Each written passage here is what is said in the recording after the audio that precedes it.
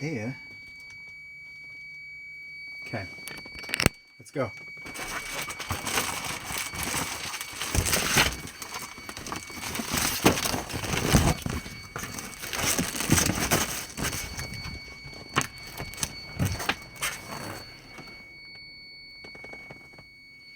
Oh, can I share here? Share. Okay, let's see. I'm going to try to share. Can you guys share this real quick to your channels? Add to Facebook. Post to a group. Post. Share. Add to Facebook. Post to a group.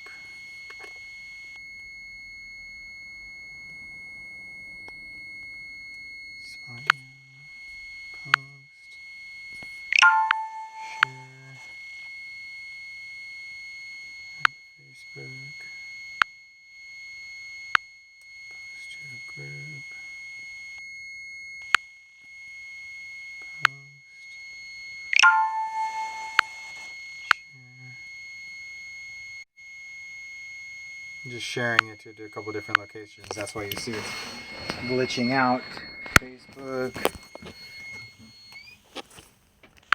A group.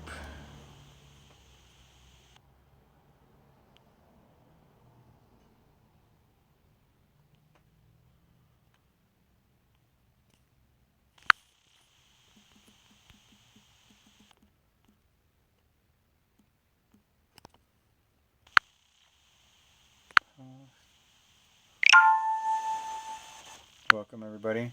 Do me a favor and share this, please. I'm going to be broadcasting this live for the next 4 hours. So take a couple of seconds to more.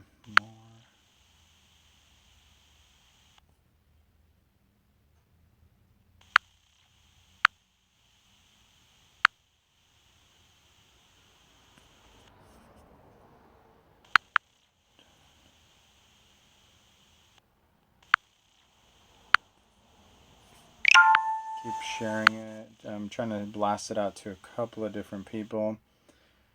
Add to Facebook. Post it to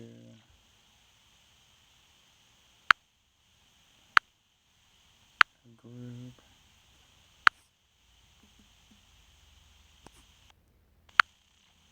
Post.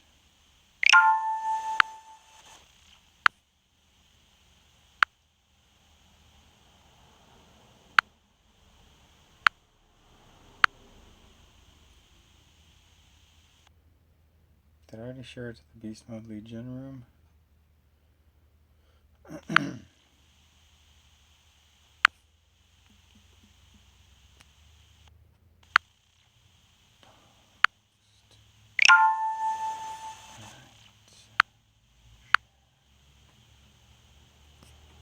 more thing. I'm trying to just post it to a few groups. Group. Who else? There's one more group I know I want to have a share with us.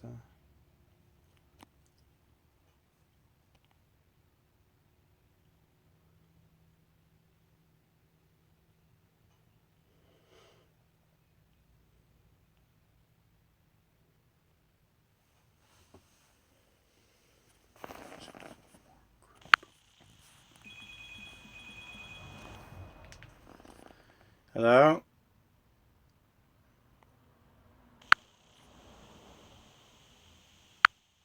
I don't know.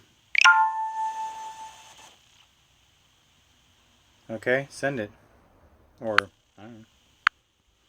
I don't know. You know, anytime I get someone who's interested, I just throw it out there. Doesn't ring a bell. You could look in the...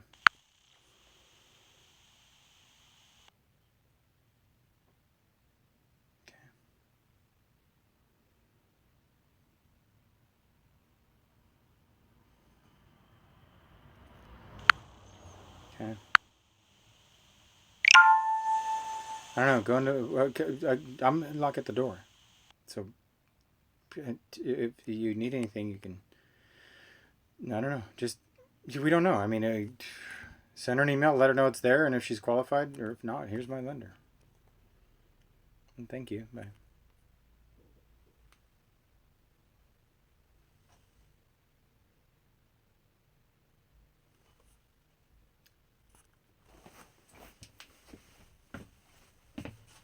All right, let's go. Let's go.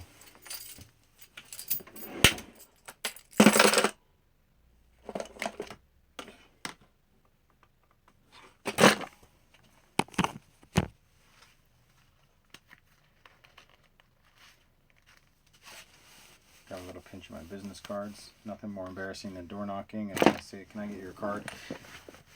And you run out. Happens all the time. All the time.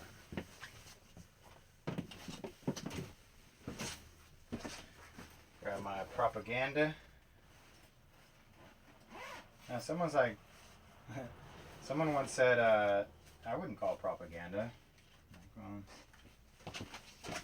don't know what else to call it. It's propaganda. Welcome, welcome, welcome, welcome. Grabbing a pinch of my propaganda real quick for those 5 of you early arrivals. This is the piece that I'm putting out. I create and design this piece for less than 3 cents a pop. I can put these out in less than an hour. That is really, really, really cheap. And I think my math is wrong. I think it's actually less. I got a couple little quick comps, a couple little saying about the market. I mean, it's all garbage, guys. It's all trash anyhow. But to have something, a little more relevant where they're going to stop and slow down rather than, here's the homes I've sold, or here's a recipe for something you'll never eat. Here's a cookie recipe. I'm diabetic, bitch. You're going in the trash. Oh, son of a bitch. So I'm ready to go. You guys ready? Oh, let's go then. Usually I like to listen to some Gary V or Grant Cardone. Got Gary V.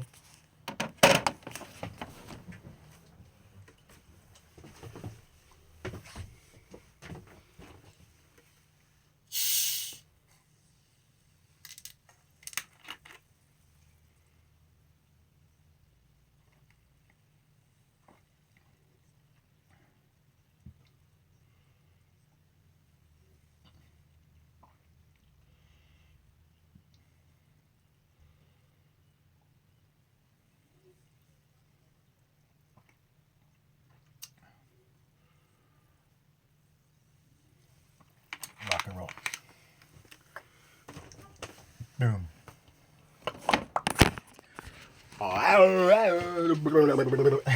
I'm kidding. I don't do this shit.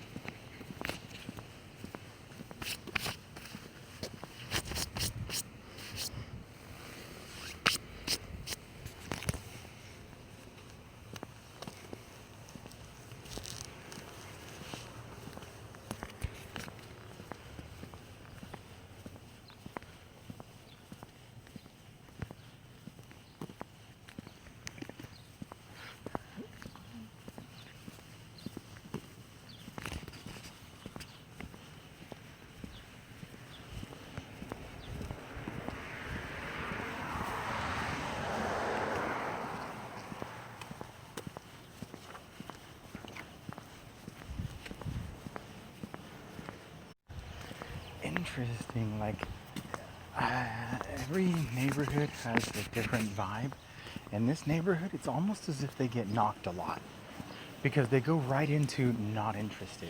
Where like in most areas, you know, they like hear me out. Or there's literally like people completely blowing me off.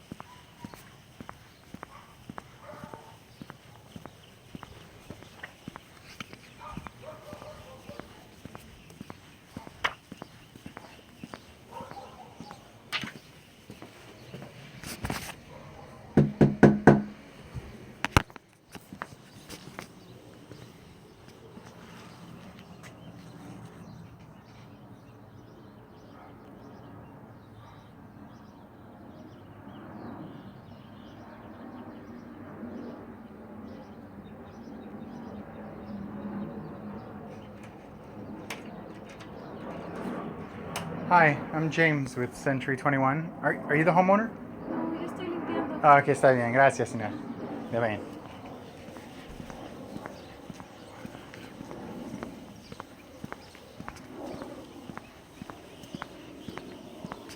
So a couple doors down. Where's the chat? Where's the chat? Hi.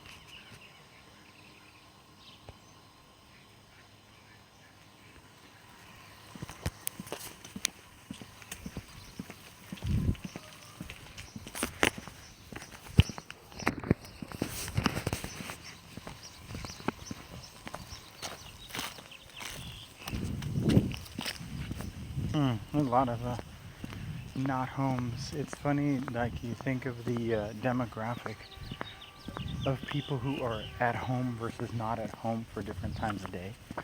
And I think there's a direct correlation to the potential for what sort of family model there is at that location. In the sense that if it seems like it's a place where it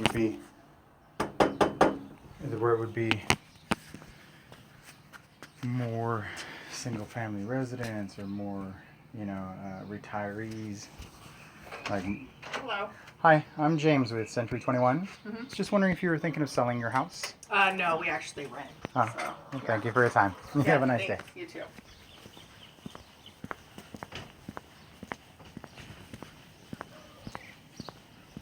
All right, so if it's we're gonna have to see. A lot of times we have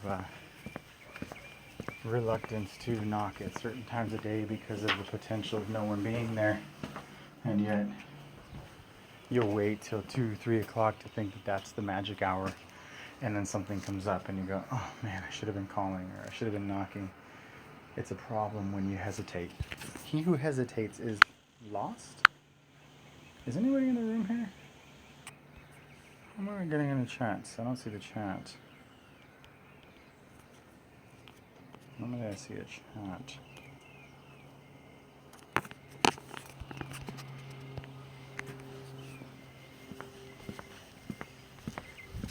But my experience has been that 20 to 30% will always answer. And so you have to just, if those are, like I've been talking about expectations and calibrating expectations, that once you know, no one has a doorbell here. Calibrating your expectations and knowing who's, there's someone there. Oh, I'm going back.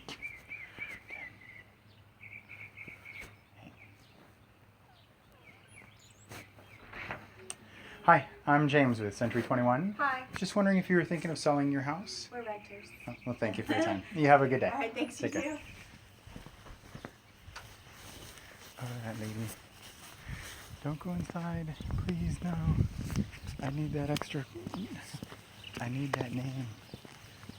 Oh, no. Okay, I'm going to double back and hope she stays outside.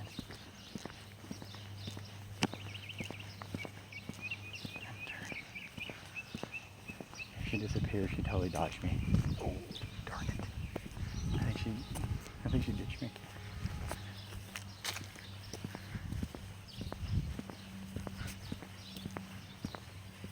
I thought I saw you. I'm James with Century 21. I was just wondering if you were thinking of selling your house.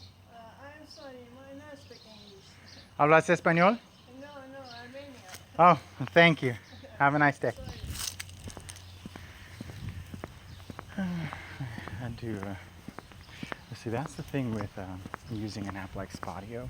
I mean, that was an instance where I just knew they weren't home. I had gone 3 doors down. But when you're out there knocking and you see someone, you've got to double back and get it.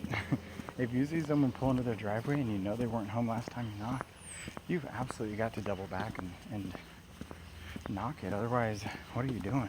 You're not even paying attention to what's out there.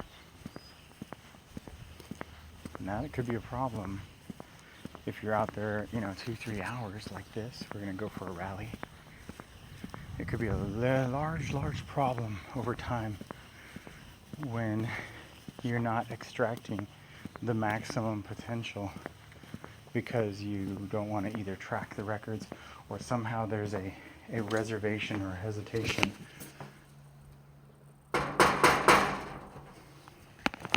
Nobody has a doorbell here. These homes were not made with doorbells.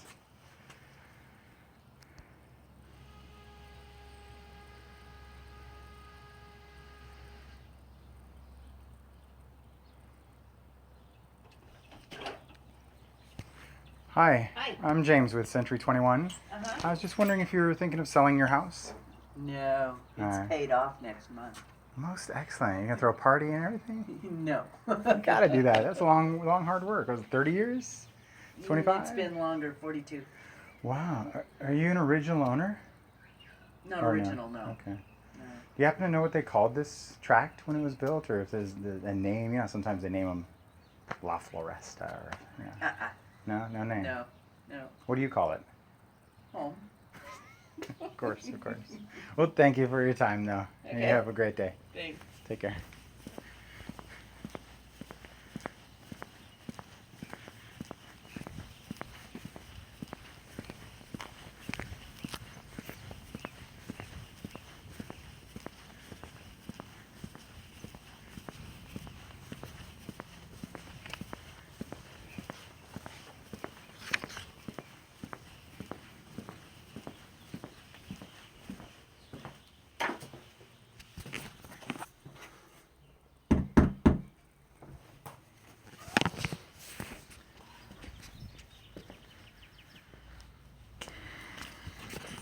I'm getting suspicious here when there's no chat.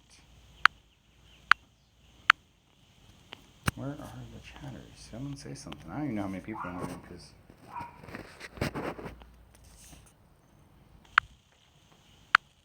I mean there's 6 people in the room, but usually swiping up shows me the chat. So if you guys are saying something, I ain't seeing it. Where is it?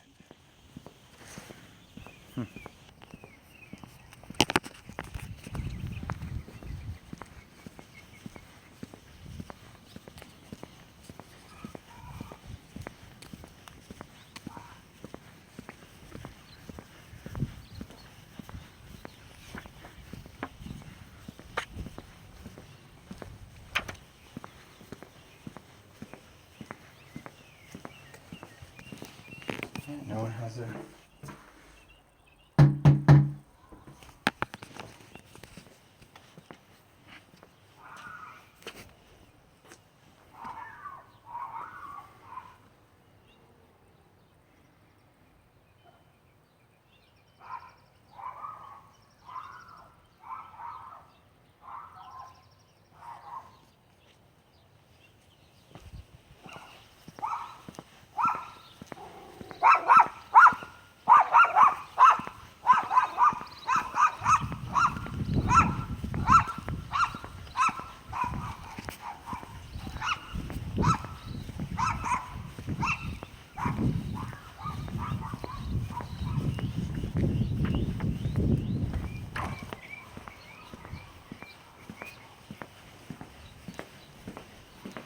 Yeah, hit the doorbell.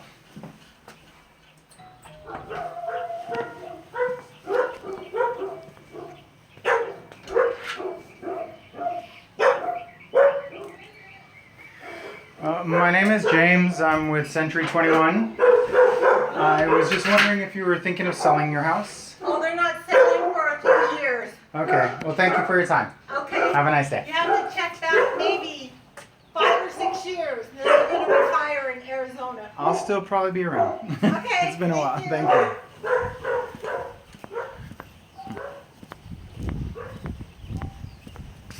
Where are the chats, man? I can't. That's a total bummer. I know you guys are saying stuff, but I can't see it. Show live chat messages. Usually I could swipe up and I could see with 6 people in the room. I know you guys are talking, but I can't see what you're saying. So I'm just gonna keep going.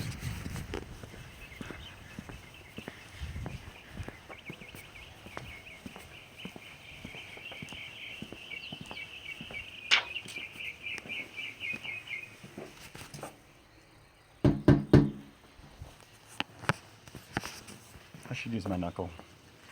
This rubber thing is not that good. Marco Polo.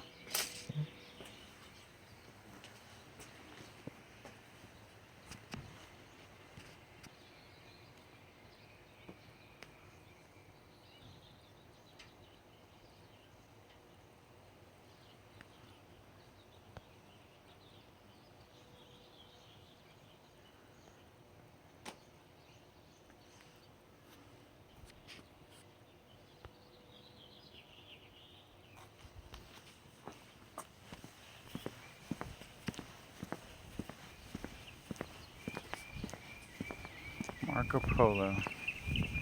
Video walkie-talkie.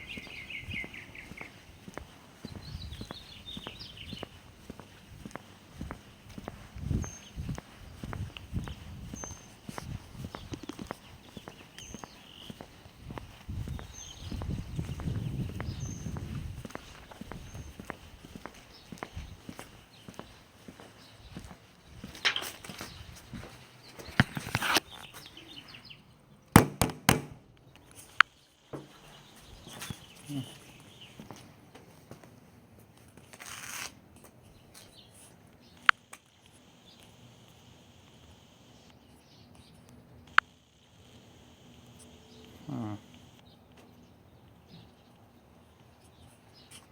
Yeah, I can't see the chat.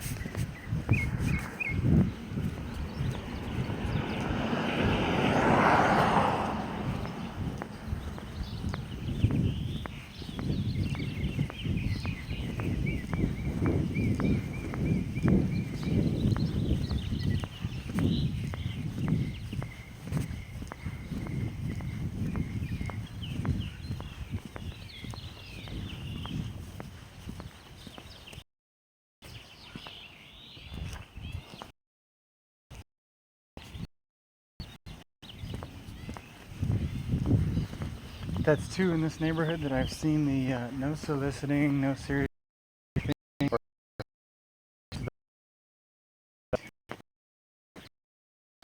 something like where it's just a straight up, it answers all the variables on whether or not they want to hear from you.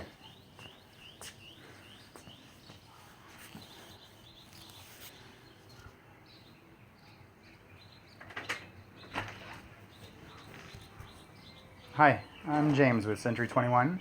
Just wondering if you guys were thinking of selling your house. Thank you for your time. You have a good day. You too.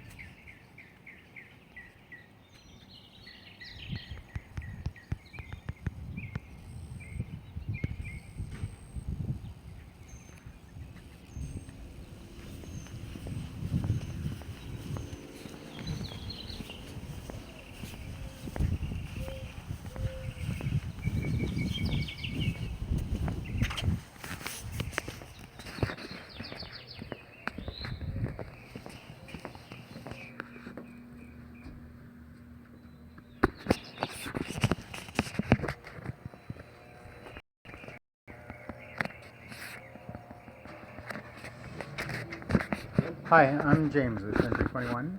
Just wondering if you were thinking of selling your house. All right. Well, thank you for your time. You have a good day.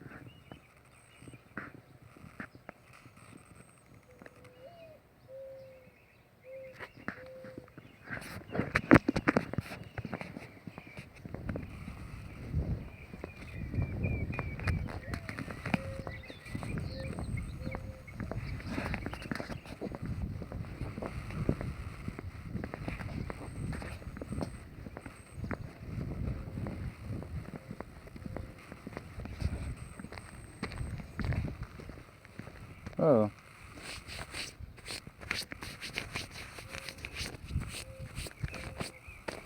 Wow, I'm filthy.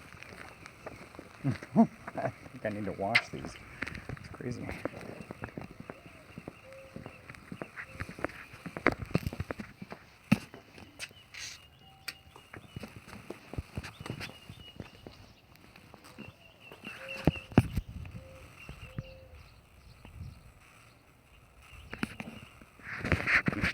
There we go. There's a chat. Patrick Williams. I knew I could see the chat at some point. No, so I had a room with that many people and no one said anything. How rude. Thank you, Scott and Patrick. Yeah, the goal in door knocking is, first of all, you need to find out what you're capable of physically, because a lot of people don't realize, oh, I'm gonna go door knocking, and then they go out for half an hour or an hour and their feet hurt and they wore the wrong underwear or they're wearing the wrong shoes or they're wearing the wrong socks. I mean, that's why in my door knocking mastery course, I have it so that you actually can learn the name brands of the items, and then you can learn what I need to wear and how long you are training for a century ride. You don't just get under it. You don't just, put on your sneakers and say, I'm going to do. You got to work your way up to it. And your first time going out, your mind says, I'm going to door knock for 3 hours like Festini. And then you start and it's an hour later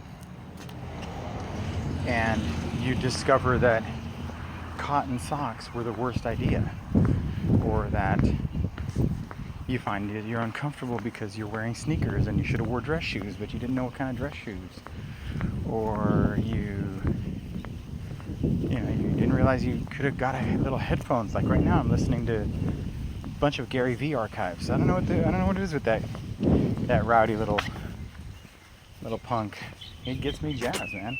And so that's what I'm trying to achieve with most of my listeners, is that's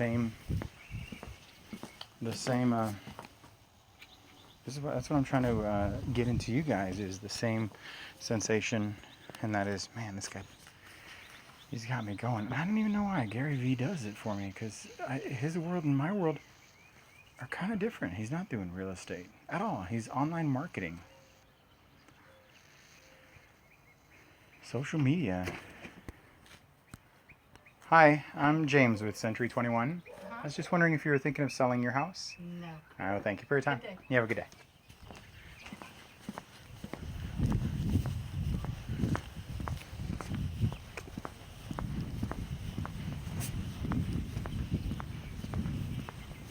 pretty large track here for me to hit.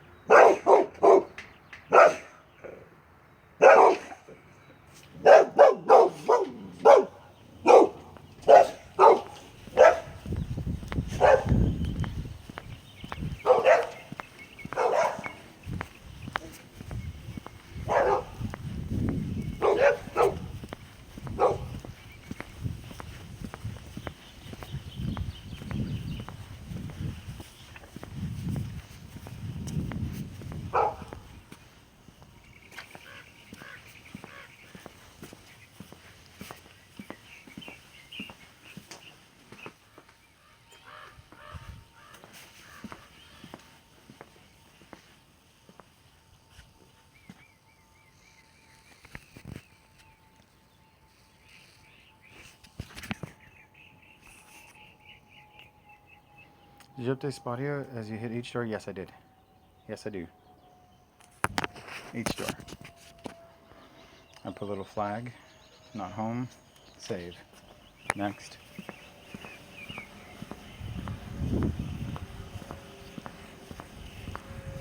Now, originally I had downloaded Spotify. I had downloaded the farm package, like from the title company,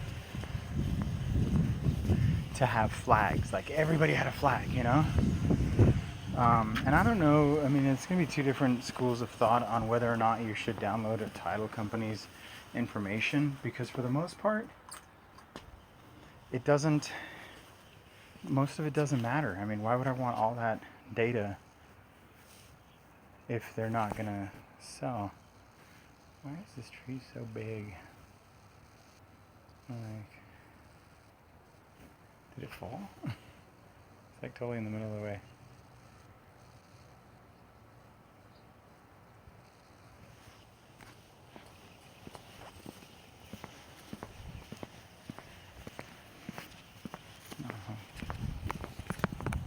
So yeah, there's your answer.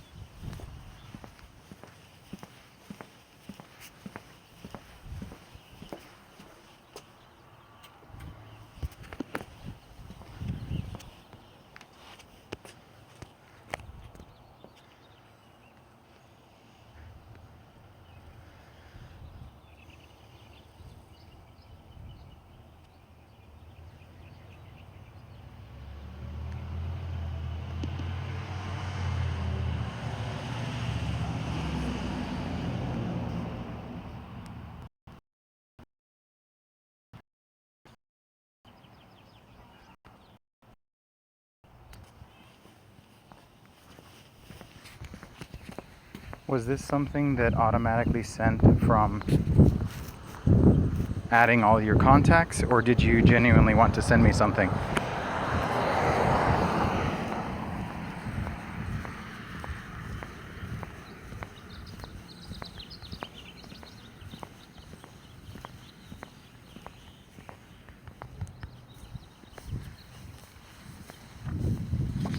It's funny. Like, I just had some guy say, "Hey, James."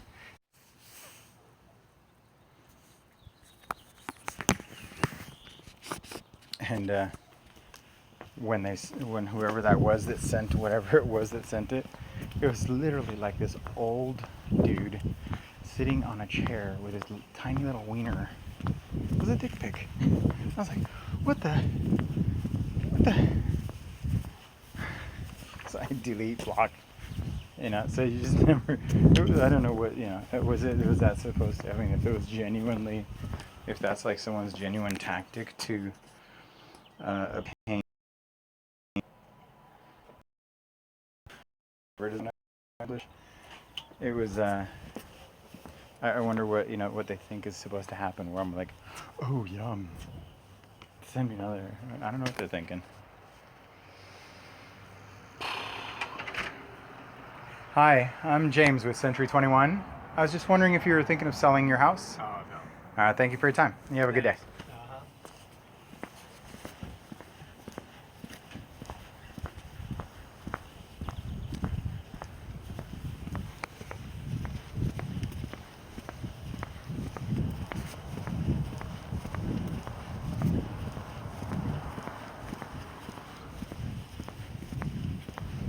Hello. Hi. You live there? Yes. I'm James with Century 21. Yes. I was just wondering if you were thinking of selling No. the house. We just redid our whole inside of our house, so we're not selling for 20 years at least. All right. Well, thank you for your time. You have a great day.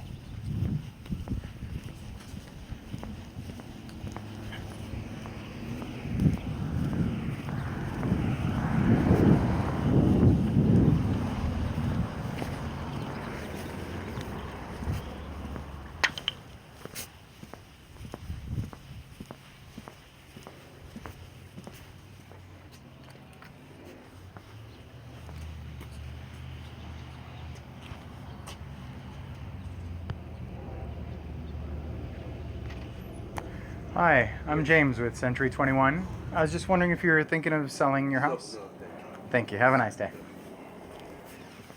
So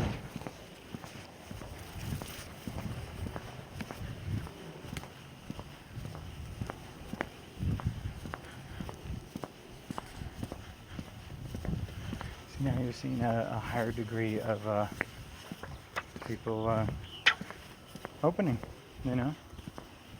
So it's going to skew my numbers dramatically where, ladies and gentlemen, boys and girls, just don't form an opinion based on, if I had gone out, let's say I went out and said, I'm going to try this door knocking thing. It looks interesting. I'm curious. And then you get out and you knock 50 doors, 40 doors, 30 doors, 20. Let's say I'm going to go for it. I got half an hour. Let's try it. And just give it a try. If you would have started on my last 30 doors, you would have looked at it and said, nobody's home at 10. You might have given up. I might have given up. If I had something else better to do, if I all of a sudden, I'll be honest with you, this is the roller coaster of emotions that I experience in my head the whole time. I'm walking, I'm knocking, I'm walking, I'm knocking, and nobody's opening the door, and I think to myself, God damn, maybe there's not, maybe there is a bad time to knock, and maybe there is a good time to knock, and maybe I have just totally kid myself into thinking that I should be paying attention or having the analytics, because not only am I walking the walk and talking the talk, people are listening and they trust my opinion. So when I say into that arena, when I speak to you guys, it comes from a place of experience. But when I confess to you guys my frustrations, that too also comes from a place of experience.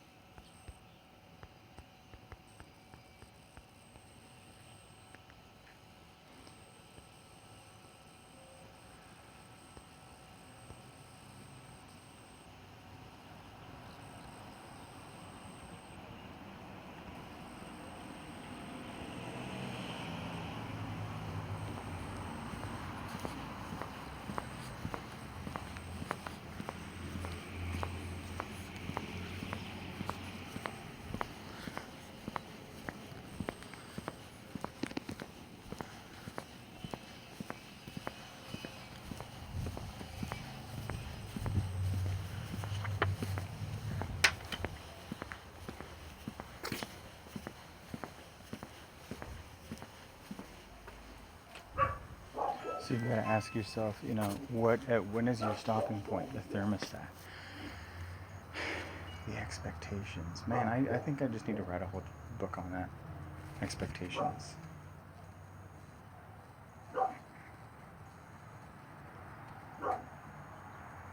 At least a chapter.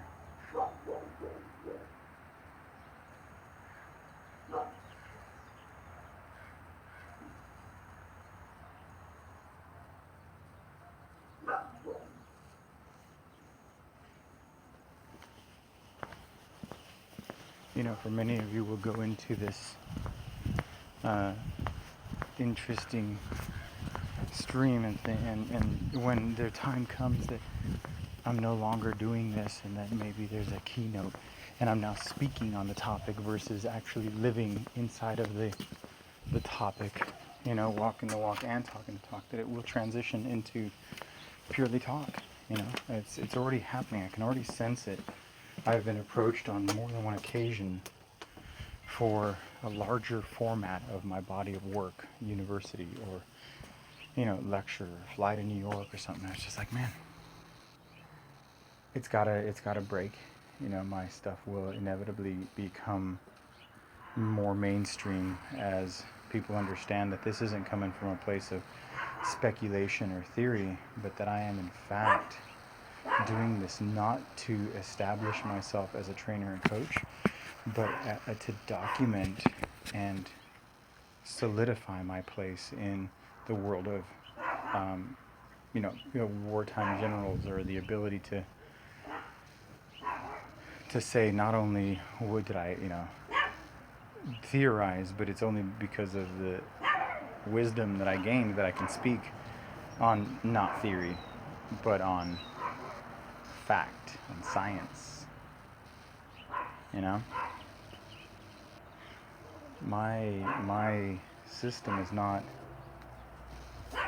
Christianity based on stories that cannot be confirmed. They just can't. The biblical sense, Old and New Testament, the only records are those and a few hints and clues. But Scientology, for example, it's science. It might not be agreeable. Take it from me, man. I've made several attempts. I own Scientology on Audible, and it's like 12 hours, and it's weird and unrelatable and out there. It's like I need the For Dummies version. But it's a lifestyle in itself.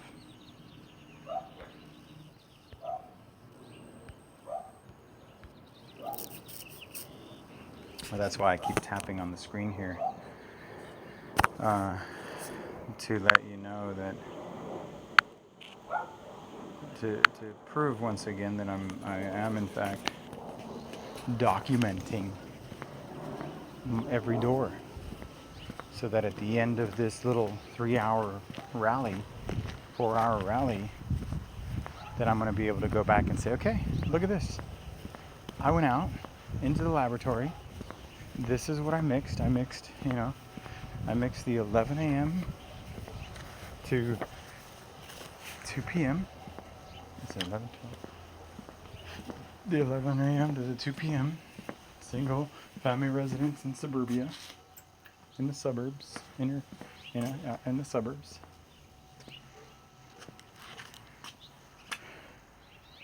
Spring 2017. I mean, all of these analytics are also based on real time today, not 10 years ago. So when you listen to some other gurus, they will come from speculation and rumors, although they might have hundreds of followers and maybe even a couple of their poster boys or girls to say, yes, he is my guru, and yes, I close X amount of dollars because of him.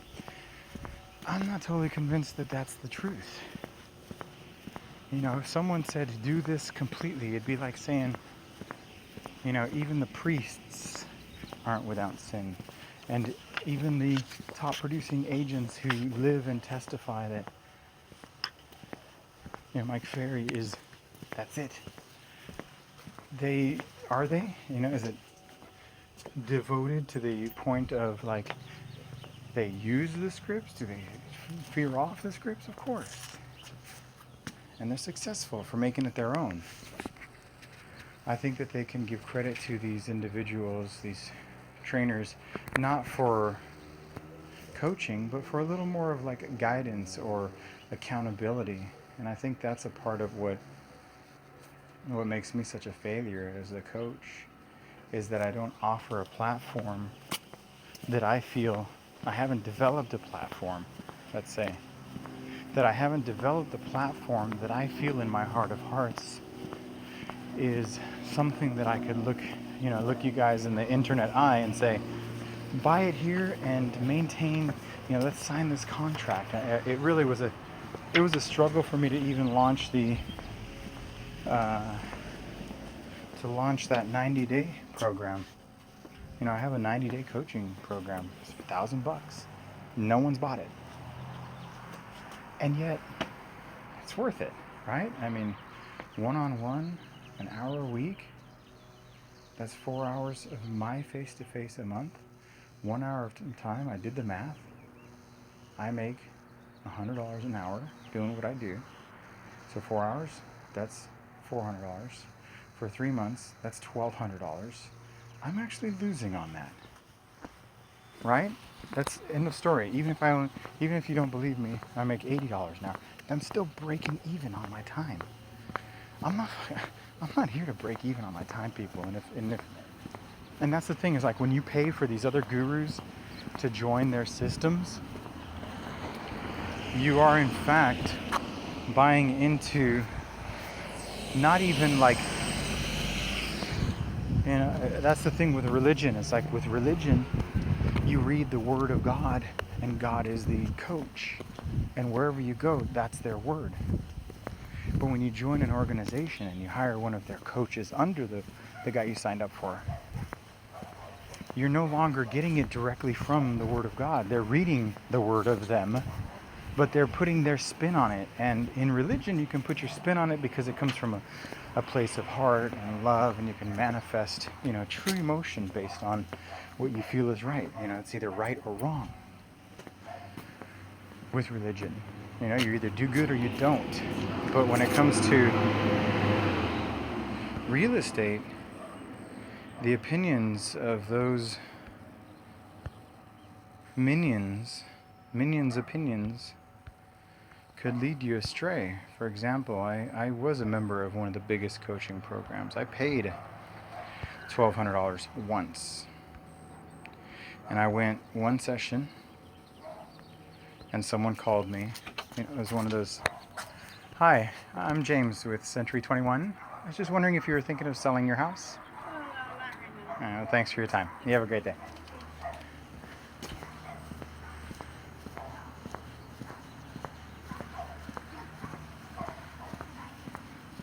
So a lot of their platform, was held on accountability, and that's not something I needed. I'm not even sure what I was seeking. That was a problem. Yeah, I'm seeking more production, but accountability would be to say, so they're wanting me to use certain scripts and dialogues where I'm just like, I've been in this too long, It's like when a doctor learns how to cure and then he goes into the wild and then some other doctor says, no, this works. And he's like, I'm curing people. Hello. Hi, I'm James with 21. I was just wondering if you were thinking of selling your house. All right, well, thank you for your time. You have a nice day.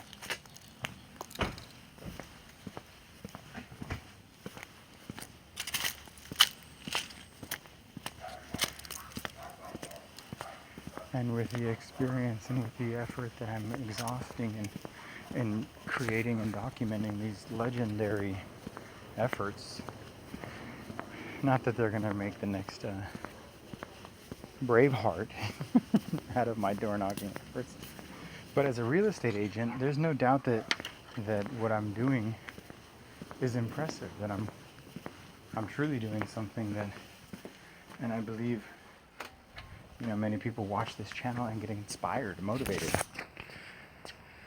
And if I don't get any more comments, I'm just going to go off into my own world. See, I'm listening to a book and I'm ranting, but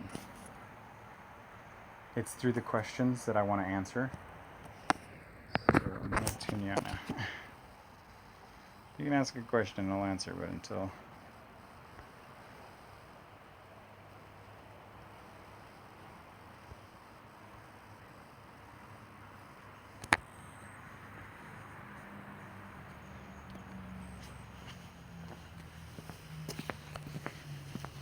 And the only reason that this is interesting is because I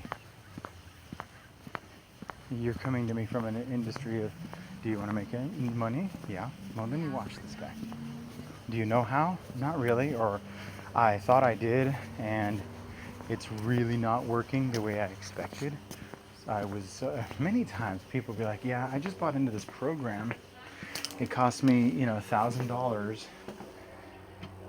and I'm not sure what I bought into. And that's the mystery of sales coaching and training, is that you feel like, okay, that you get inspired, you're motivated, you're like, I can do this, and they talk a good talk on stage. And then once you hit buy now and you get your first session, you're like, what did I sign up for? And that's why I don't feel like until I have a that I've already given free. I suppose I've that. I could yank all my archives off of you. What? Ah. I've actually been thinking about that lately. Is grabbing my entire archive, slicing and dicing it, or putting it into a format that is, you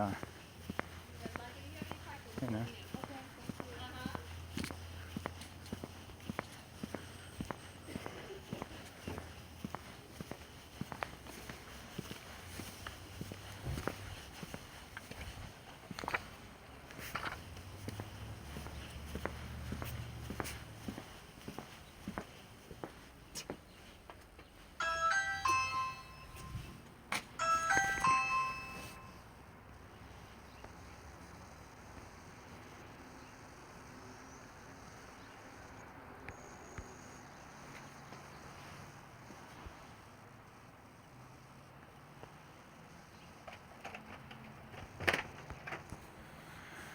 Hi, Hi? I'm James with Century 21. I was just wondering if you were thinking of selling your house. No. Well, thank you for your time. You have a nice day.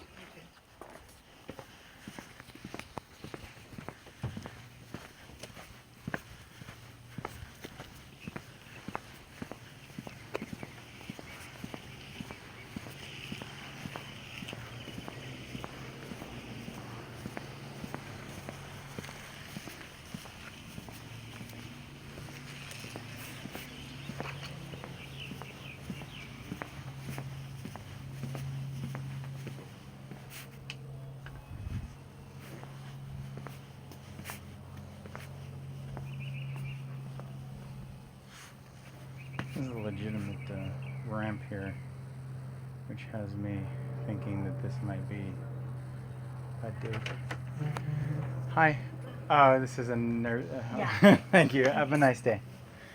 Right, what I tell you, right when I knocked on the door, I go, there's the telltale signs. I don't see the big red bell in the front, but I see like a legitimate cement driveway and a ramp, and then you look in the front window and it's got you have the what I'm talking about. It's a convalescent home or a nursing home.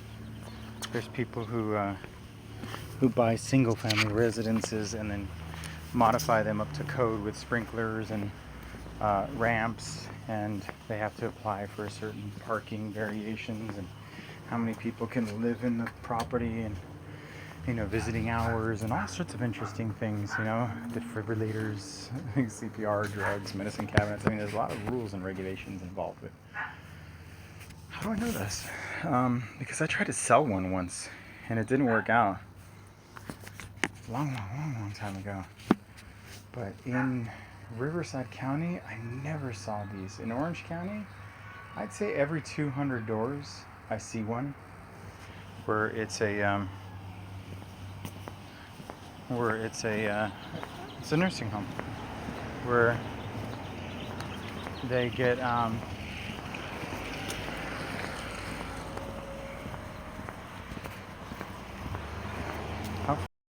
far? Holy shit. I'm a good half mile. Yeah. You're crushing it, James. Keep going. What I like to see in relation to where I'm at. Interesting. I'm about a half mile away. I thought I was going to pop up and my car was right there, but I've gone a hell of a distance.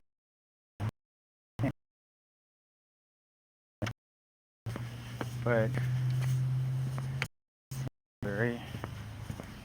fickle thing. I'm not going to give up. If anything, I'm getting exercise and learning. But any minute now, I'm overdue. Okay, there we go. Thanks for doing this, James. Thank you, Rory, for joining us. Make sure you like, subscribe, share wherever you go. Totally agree with you on how these coaches ask. I always ask myself if these guys walk the walk. I know for a fact that the number one, I'm going to say names, but know for a fact, I'm 99% sure that the number one and number two never sold real estate. Hi, good, how you doing? And yet they're on the platform, you know? And I know many times there'll be here's the argument. Here's the infamous argument about, well, you don't necessarily need to be, you don't necessarily need to have the stripes in order to be, a leader. Hi, I'm James. House? No. Anything maybe later down the road, summertime, or? Not right now. Okay. Yeah, not. Stay. Good luck. Thank you.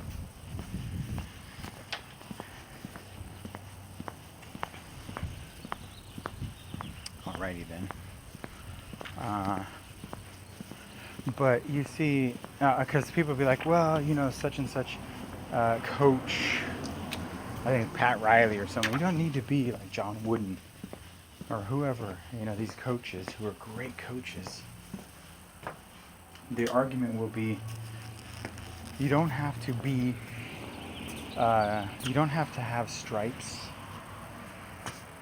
to prove you're a general. You don't have to have stars to prove you're a general. And that is the stupidest argument. This is not the NBA. This is not football. This is not strategy in the sense that if you know the game in and out, you will win. But you've never proven you could win. It doesn't work. I just don't feel as if anyone, because there's just too many coaches. There's a few out there who are legitimate. And yet there's two or three who are selling out crowds all over the States and in other countries. And hundreds, if not thousands, of listeners. I don't know. You meet our coaches, right? And you can see, it makes you wonder how many disciples do they have trained under these, under these prophets? How many disciples do they have? And then are you willing to, believe? And I don't know, my experience was not pleasurable when I joined the biggest coaching system in the world. And so I called him up and I said, I'm going to cancel. I don't know why I signed up. I really don't. I don't need anyone to call me and tell me I'm not doing enough. I know that. I can see my numbers. I can see my calls. And I definitely don't need anyone, to tell me, try this or try that. I know that what I do is effective so long as I do it. It's almost like hiring a personal trainer. It's like hiring a personal trainer because you're overweight. Some people need them, some people don't. But if you hire a personal trainer, you've got to see what your expectation is by hiring them. Are you going, who is that trainer? What are their stripes? Do they have a degree? Do you jive with them? But in my opinion, hiring these coaches and signing up for these programs for thousands of dollars is the equivalent to paying an obese personal trainer to teach you how to lose weight. Hi, I'm James with Century 21. I was just wondering if you were thinking of selling your house. But thank you for your time. You have a good day.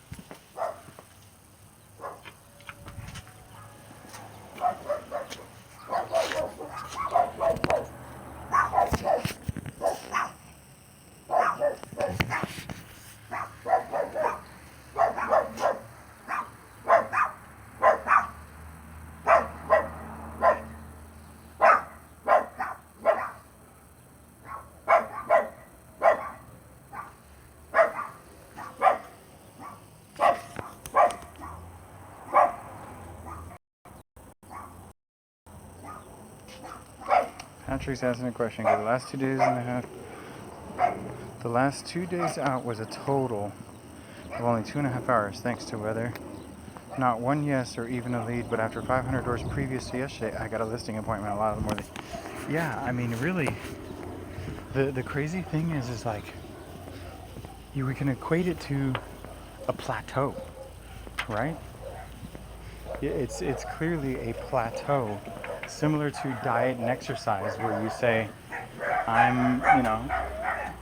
initially I lost weight and now I'm not. What am I doing? And really, it's many times that when you do health and fitness routines and you lose a ton of weight, you'll find that the difference is that you stopped doing what got you to the weight loss. I'm not totally sure that you plateau during a weight loss program more than you just slack off, or there's something else. You look under and you're like, I've been doing this exercise routine for so long. It's like, okay, well, you've been doing this exercise routine, your body's adapted.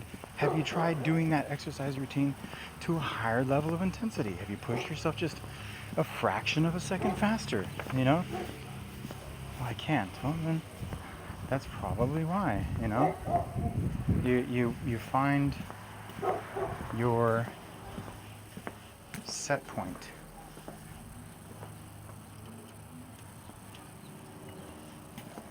And the same thing goes for when you're door knocking.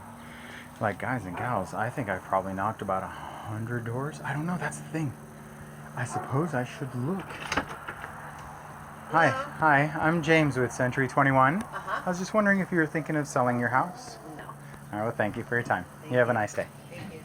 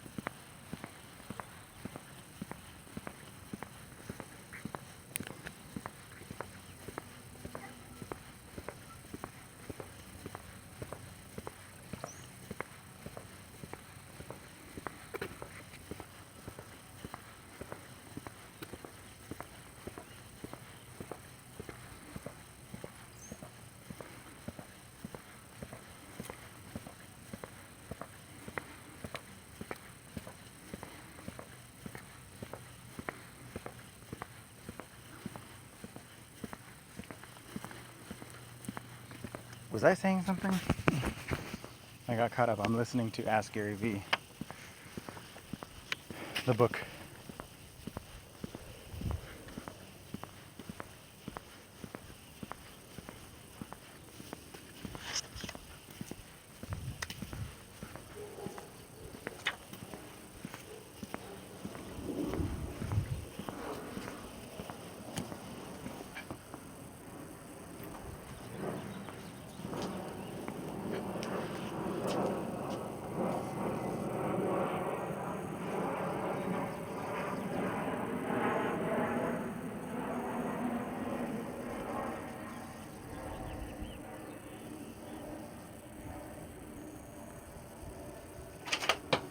Hi, Hi. I'm James with Century 21. Okay. I was just wondering if you're thinking of selling your house. No. Oh, thank you for your time. Thank you. You have a good day.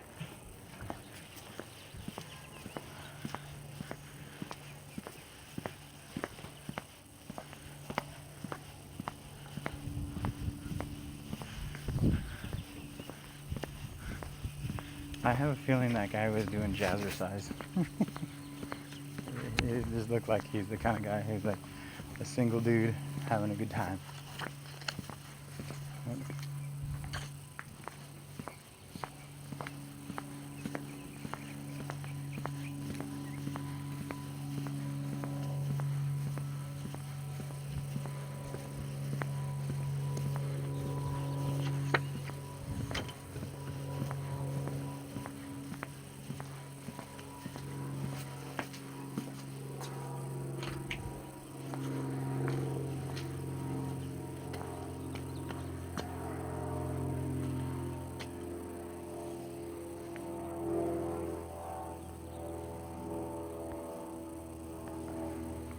Now I'm starting to get hungry.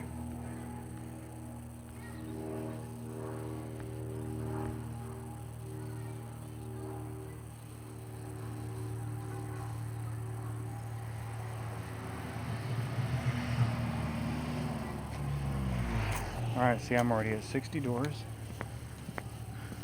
15 not home.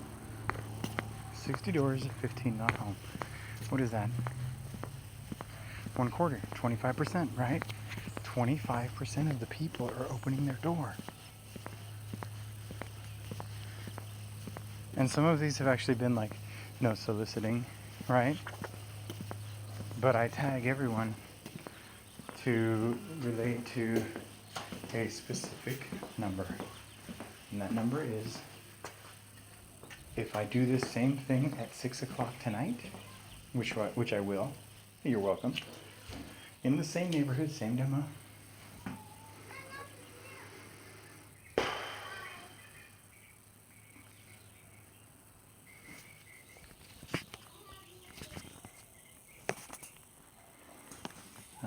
so yeah, you just have to know your calibration, and I don't believe you can truly accurately calibrate your door knocking expectations on 100 doors.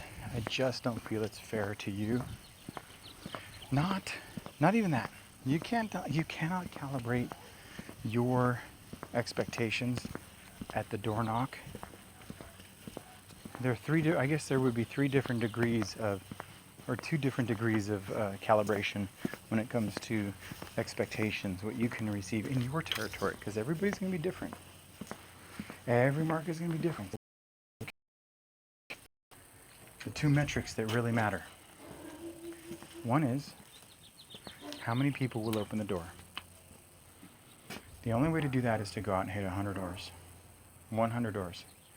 And then at the end of that, you accurately track 2 demographics. Doors knocked, doors opened. I don't care about renters, not homeowners, don't speak English, It's just like I do.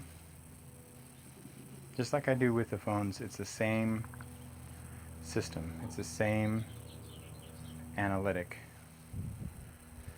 The total, and then what you're looking to extract from that total, right? And that is,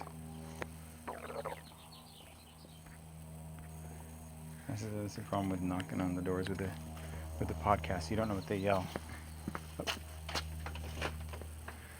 Hi, I'm James with Century 21 Real Estate. Yes. I was just wondering if you were thinking of selling your house. No, we're not. All right, well, thank you for your time. You have a nice day. Okay, thank you.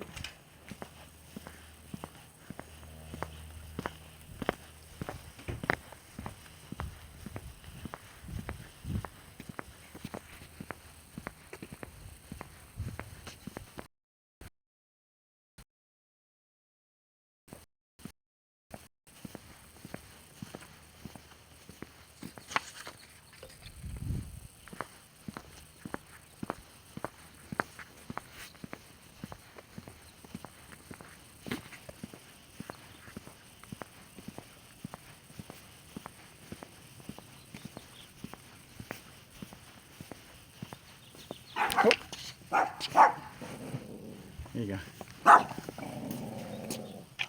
I'm gonna back off now. You're vicious.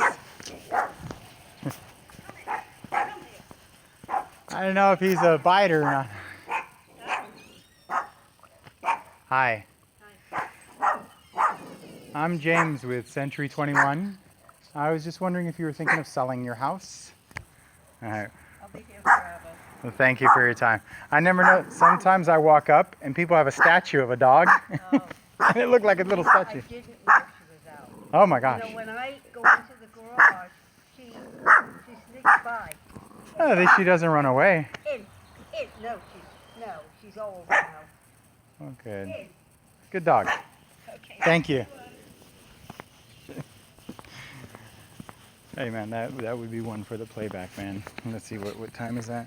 1:23:33. Hey, somebody tag right now in the comments, please. 1:20. I'll save this in the archives. I want to see my face. It was just a little ankle biter. It wasn't even like a legitimate, like, Rottweiler. But I'm just as afraid of the little ones as I'm the big ones. It's the little ones who have like some sort of like ego or something. It would crazy. That little dog just charged after me, and the owner didn't know she was out. But I would love to see my face on the video if it exists. I was like, oh, I set my propaganda down. I'm like, here, dog, eat that. I should probably I'd be smart. You know what? That's what I should do. I should carry like a milk bone or something. So if they charge, I could throw that and see if they'll eat it, and like I can get away. With my luck, their dog would be freaking, lactose intolerant or some crap, and be like, you fed my dog's a vegetarian, you motherfucker. Now my dog's gonna die. Someone tag that for me? There we go. Thank you. Are you leaving propaganda every time? What would you do if I ran into another Patrick? Are you still there? I'd like to answer that question, and I'm sorry I overlooked it. I went into a riff.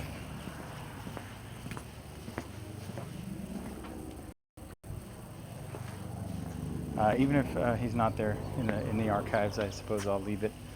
I wish I could edit this so that it would remain. But it's such a lot of like silence, so that I suppose I could download the video and edit it and recognize the audio samples and slice out the ones with sound and without sound so that you guys would get a highly concentrated.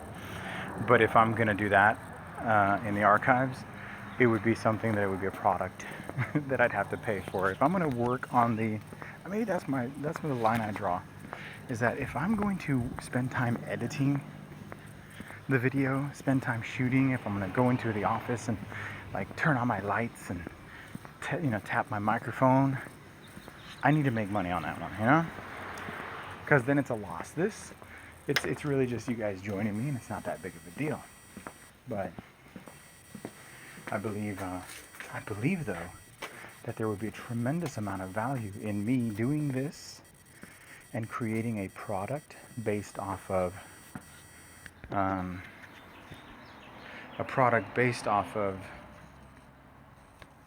what we're doing here,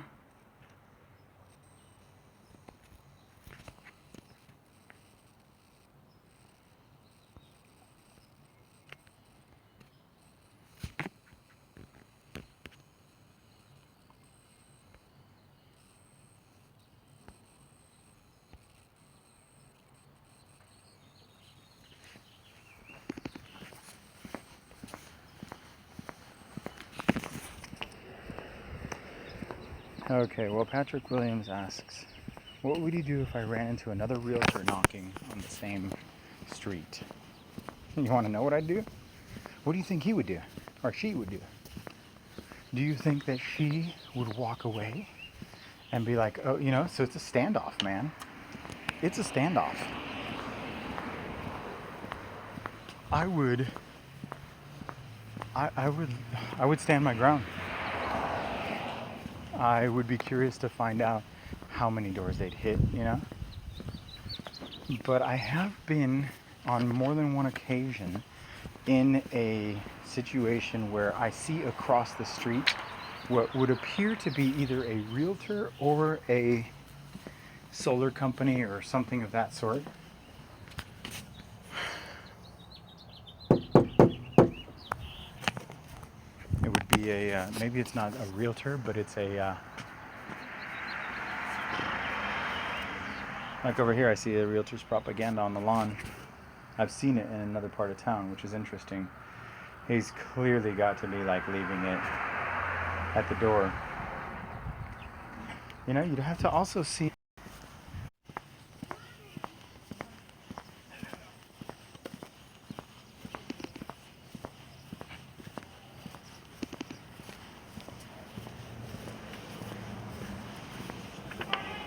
So it's my job right now. I'm shuffling through like top artists in spot or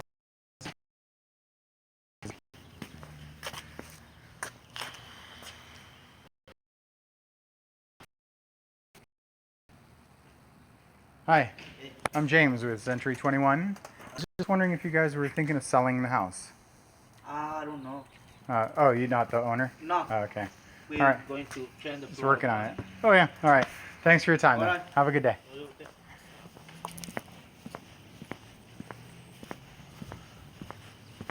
There's construction here. So what would I do if I saw? One time I did see a what looked like a solar company, and you just stand your ground, you just keep knocking. Go for it. The case, you know, then I just simply go in. Well, it's funny you should mention that. The mailman's here delivering, and I've crossed him once. But I don't want to be at the door at the same time the mailman's there. So I'm going to go to this house, knock on it, and then double back. Because if we were, I'm like, excuse me. The interpretation is it's a federal offense, and it's considered tampering. Not allowed to do it. Don't tamper with mailbox. I've also heard that the mailbox, once it becomes a mailbox, is considered also government property. Obviously, you know, if you take it with you when you move, it's fine. So I got to double back.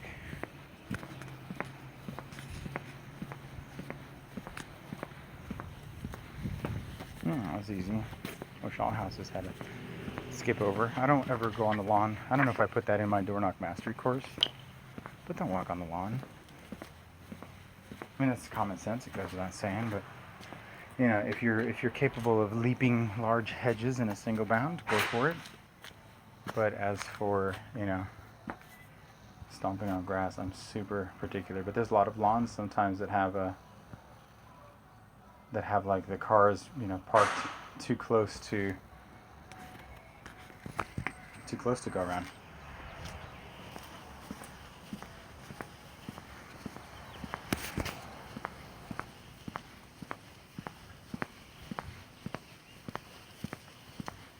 I'm listening to some Spanish music right now.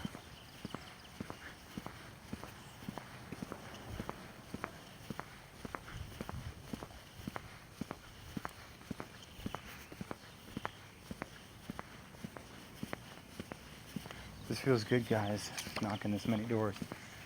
I know that my time is coming. It's not totally impossible. But I've never knocked in this neighborhood ever. I've never even been on this street in my life. I don't know the name. I don't know when it's sold. I kind of know the prices. They're around $700. But there's nothing for sale. I think I've only seen one sign. What does that tell you? That it's about to pop or it's dead? I don't know. Do I study before I go out? No. You crazy? You could spend your whole life analyzing the door knock. When I'll go out and hit the door and get the listing.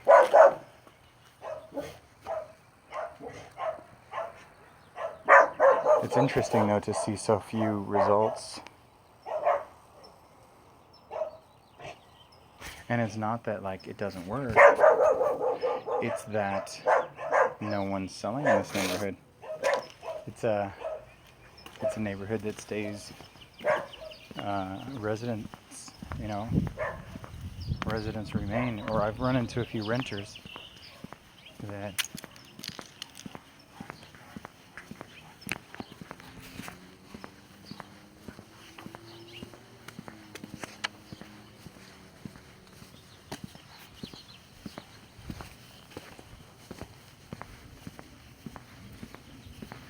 and so you just never know, you know, when that's actually going to happen and when it's not. So you just have to continue maintain the course.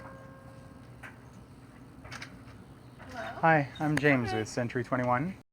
If you're thinking of selling your house. We actually don't own it. We rent it. Oh, it's beautiful. Nice looking rental. I would have never thought.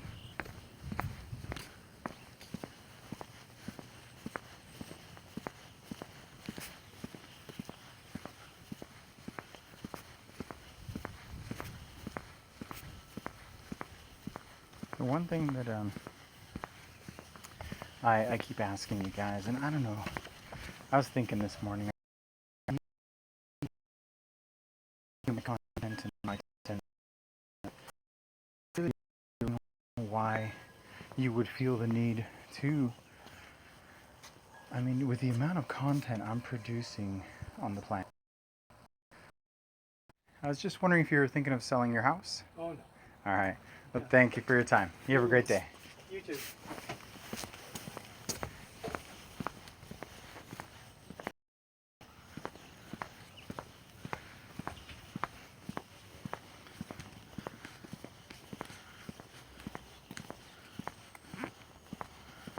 And I'm asking for loyalty. And it would be asking a lot if I only put out like 1 or 2 pieces of content.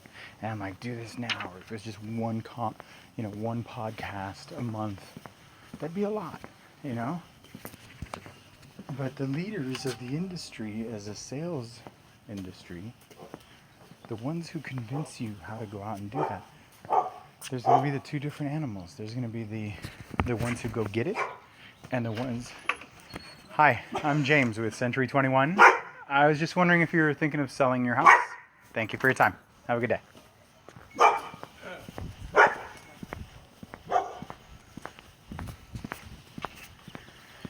And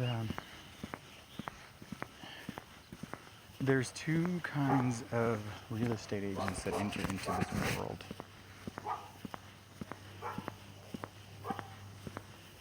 And you have to decide which one you are. Are you going to... Let me see.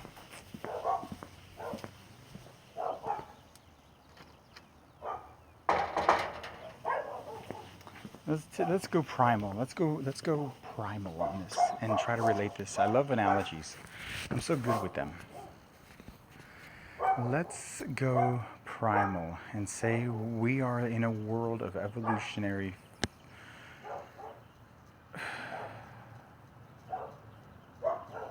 survival of the fittest. That's what this industry is survival of the fittest. And don't give me any crap about that it's not. It is absolutely, positively survival if you depend on this. If you depend on this income from your sales, it's survival of the fittest. Now, there will be ones who will go out and hide in the bushes with a bow and arrow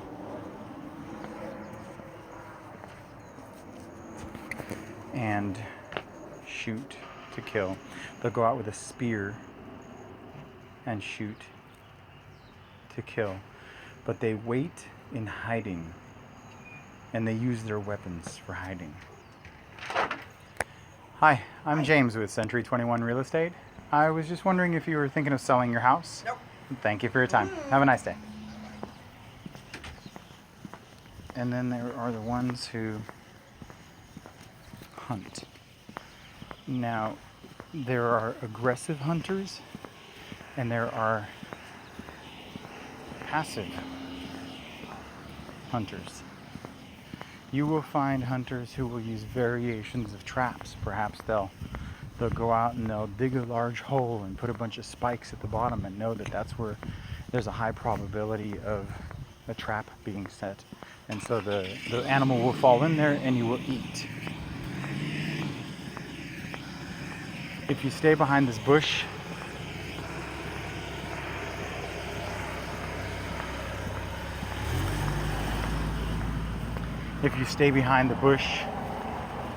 and wait with your bow and arrow or your spear,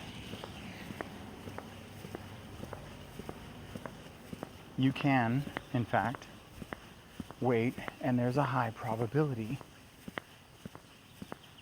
that there are tracks, and you can, track them, track the animal, and know that, okay, they walk by here. I've noticed an animal walks by here every day. So you can look at the probability of an animal passing there and hide in waiting. And when the animal passes, you shoot, you kill, you eat.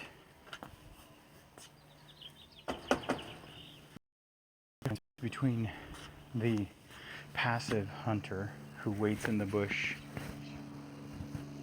versus the aggressive hunter who sets traps and waits in the bush.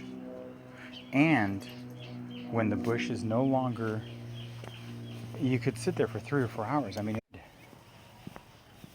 so you go out, you walk, and you wander the savannah. Do you just blindly set traps? Do you have a system? Do you have a theory? And to me, doing a mailer, doing open house, doing Zillow, Trulia, Realtor.com, Facebook advertising, those are traps.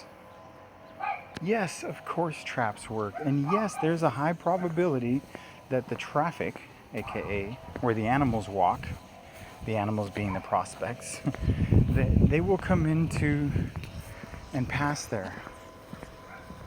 But how long are you willing to wait? How many traps can you set? How effective are your traps? There's a lot of time invested in setting traps. You have to dig the hole, you have to set up the rope. You don't know for sure. You've got to, or you go. Oops. Like 3 bells, I ring them all. So you set it up so that you have another alternative, and that is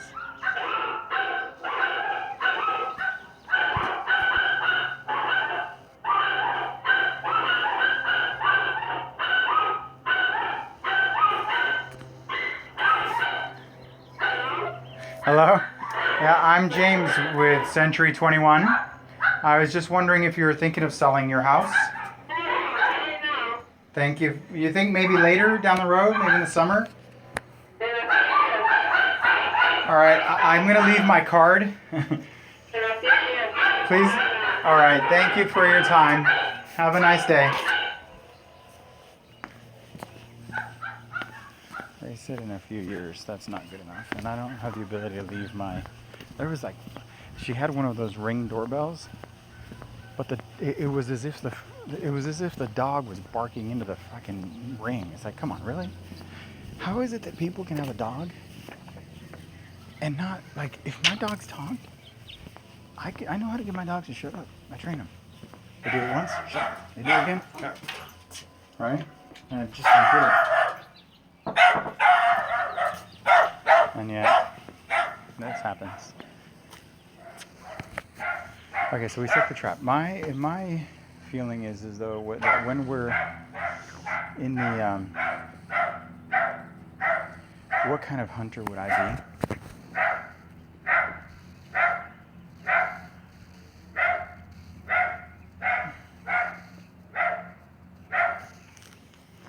I'm not a bushman. I don't wait in the bushes. Although I do set up a few traps, aka I'll do open houses. Those are good traps. I know those work. They all work. I just hedge my bets against the ones that I know work for my territory. For example, this weekend I've got 2 open houses from like 10 a.m. to 4 p.m. Hell, I think I should probably set up I should do something. I should leverage that time to, yeah.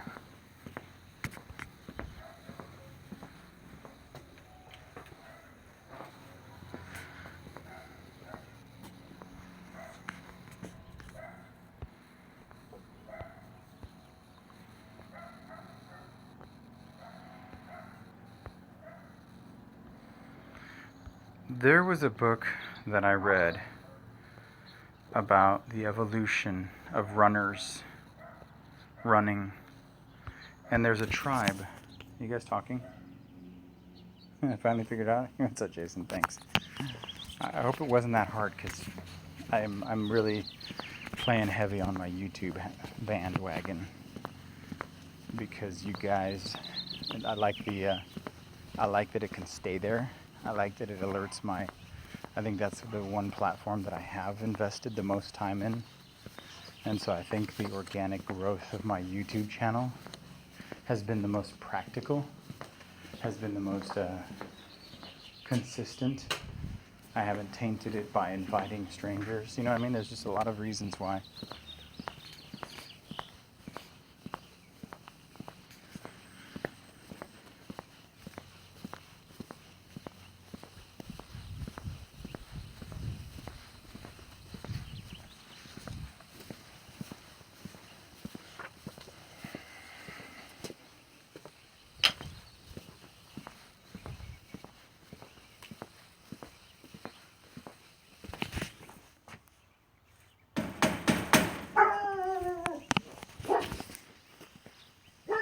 So anyhow, there was a story in this book about a tribe called the Tarahumara out of deep Mexican jungles, and the civilization has been around forever. And this particular breed of indigenous people are known for running insane amounts of distances with no special equipment, with no water, through extreme terrain. And we're talking like distance. We're talking 100-mile, like ultra marathon distances where the kids do 25-mile runs. They run a marathon to school and back, 50 miles. I mean, genetically, it just seems insane that they're, so that what they did was they grabbed these Tarahumara and they brought them into a couple of the ultra marathons to say, oh my God, these guys are gonna smoke everyone. Who are these people, you know? And long story short is that like they tried to sponsor them with shoes, you know, and get them into this, you know, make money off them. Us Americans, you know, they're like, oh, dude, these guys, we got to get Nike with these Tarahumara. But it wasn't possible. They were like down to earth, and they would eat like this crazy, you know, concoctions for energy, and it was kind of like a corn syrup. But it was just, it's extremely fascinating because part of that evolution had to do with the logic and the science nowadays is that when we grew up evolutionarily in a savanna or in a large region, that a lot of people don't think that you can outrun a gazelle or a large bison or these large animals, deer, that you can't run faster than them. But there's the deer and these large animals, these game animals, were completely incapable of doing more than 8 or 10 mile runs. And what these Tarahumara were doing, and other indigenous tribes all over the world figured out that if they just grab 2 or 3 or 4 solid runners and then just... Hi, Good morning. I'm James with Century 21. Hi, James. How you doing? I was just wondering if you were thinking of selling your house. No. All right, well, thank you for your time. You have a great day. But the Tarahumara tribe And all of the indigenous people were figuring out that all they had to do was grab a couple of their fastest runners and team up on the animal, and they would alternate sprinting or running as fast as they could, keep an eye on the deer, and alternate until the deer got tired. And one would jog next to him, the other one would run ahead, and one would jog, and they would do this rotation that within 10 miles of hounding and harassing these animals, that they would collapse in exhaustion, and they could just walk up and kill it. So, I truly believe that in the game of selling real estate, I am the Tarahumara. That I know that I could set traps. And I also know that I could probably deploy tens of thousands of dollars into Facebook advertising, or I could deploy countless hours of, shaking hands, kissing babies. I don't know what else you do. You have pop-ins, any other tactic that these other hunters use that work for them.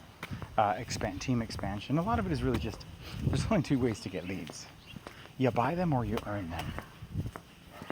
And I don't mean buy financially, but I mean through time. Referrals, past clients, sphere of influence referrals, it's time. Although it doesn't cost money, it's still a formula of time that gives you, hi. It's okay. I'm James with Century 21. I was just wondering if you were thinking of selling your house. No, thank you. Thank you for your time. Have a nice day. Sorry. It's all right. It's fine. Thank you. Again, how the hell did they bark like that? Oh man, they know who's the boss. I saw my dog. I can tell. Like with one sound, they know either shut up or you're gonna get shut down.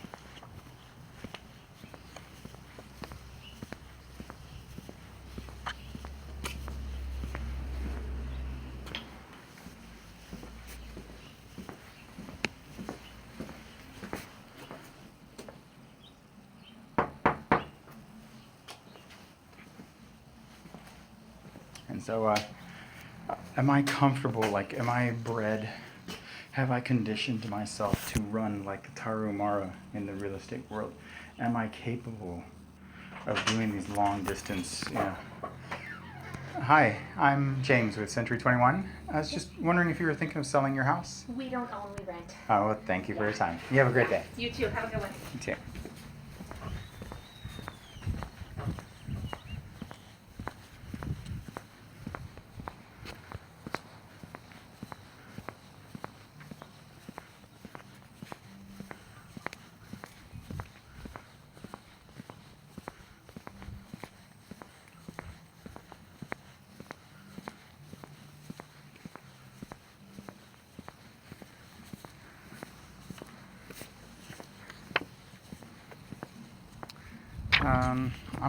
I'm gonna have to revise.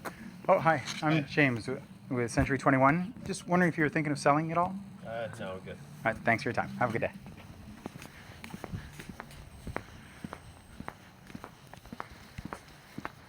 I'm gonna have to reuse that Tarahumara. I'm gonna have to actually brush up on the Tarahumara book so I can speak from a place. It's been almost a year since I've read that book, and when I say read, I mean audibled that book on that tribe. But it is still just the same. If you want to look them up, I think they're called, I don't remember the name of the book. Running Ultra.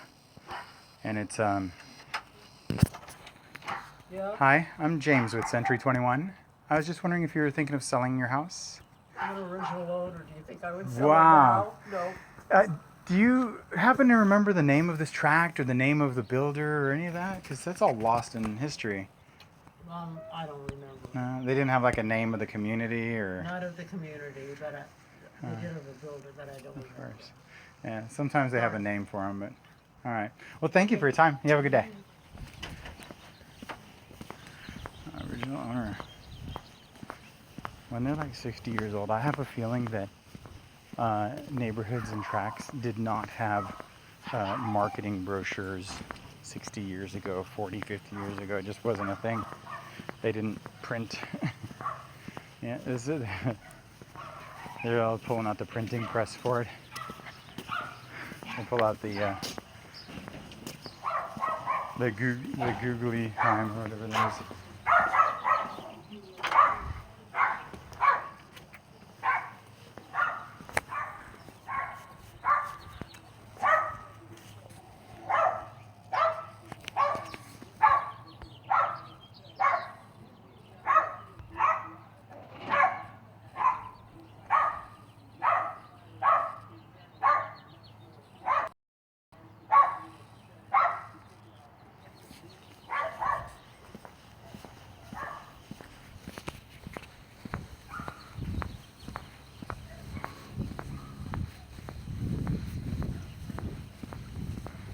There's a phrase in this song I'm listening to right now that says, they worked so hard they forgot how to vacation. And that's true.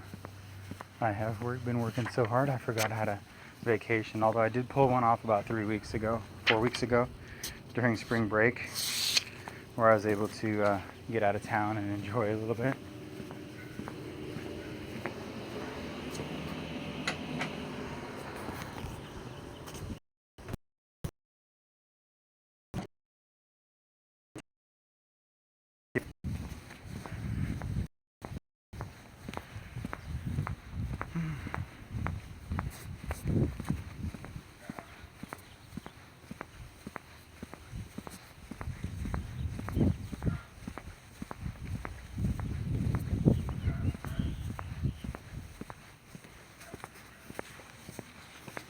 I'm almost out of pieces in my back pocket. I really managed to kill a lot of doors today.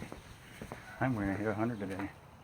I told you though last night in that video where I did my affirmation for the evening, it was more like a, you better get out and do it.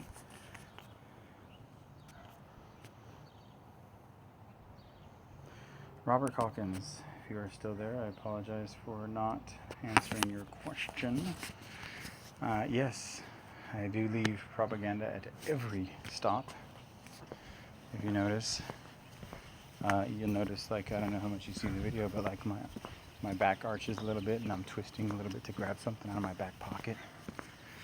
I rotate between notepads with pens inside. I have notepads. I have a little kit that I created.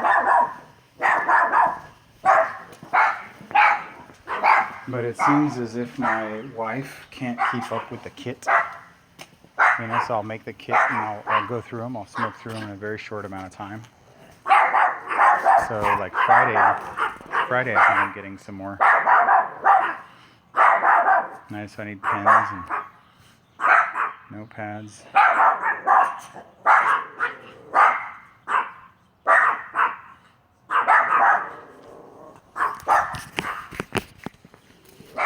I think I'm gonna need a couple more closings, and I'll probably just seriously drop like $1,000 on notepads. Drop $1,000 on notepads, and then whatever the equivalent is to the pens. I mean, I need like 30,000. You know, I need to step it up in the bulk department because I am literally capable of. You know, a lot of people will buy these pieces, but then they never distribute. So the most expensive marketing pieces are the ones that are in your garage because they're just wasting away, and every day you don't get them out into the street. Hi, I'm James with Century 21. I was just wondering if you were thinking of selling your house. Nope. All right, well, thank you for your time. Have a nice day. I have to wonder if this is... I might actually be running into... Interesting.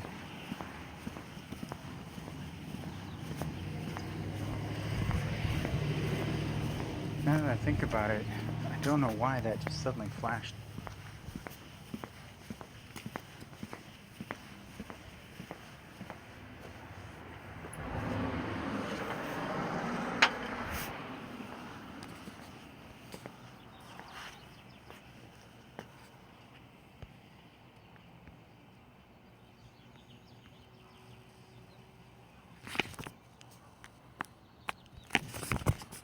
All right, 68% on that phone.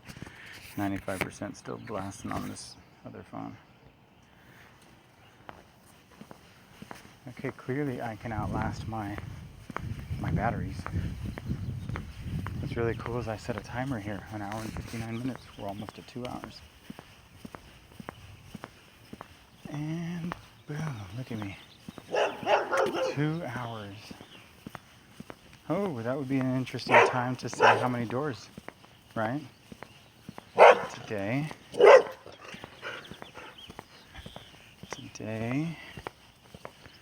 zoom out a little bit.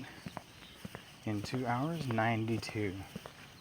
92, ladies and gentlemen. So I am capable of, it's like I said, I think before it's like an average of 40 doors an hour. 40 to 50 doors an hour. See? Another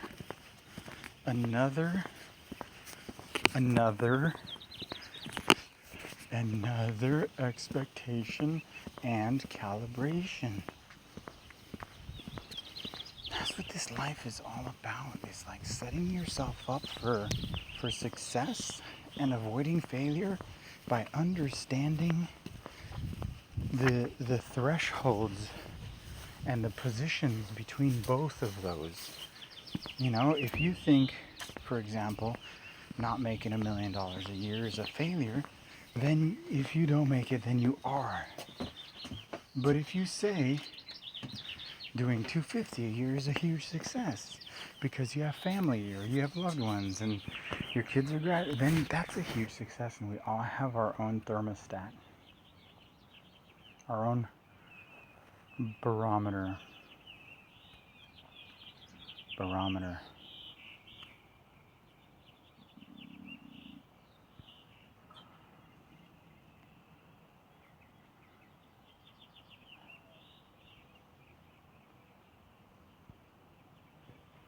I'm gonna coin it. I'm gonna coin it here and now. I'm gonna call it Festini meter. Festometer. Yeah. You like that one? Festometer. What is a festometer? What's a Festini meter? Festimeter. Festimetrics. Let me play with this a little bit. Because I want a barometer, altimeter, festimeter. Not a festimeter, it's a festimeter. Festini. I want to make up this imaginary device that measures your expectations. Expectometer. Expectomometer. Expectationometer.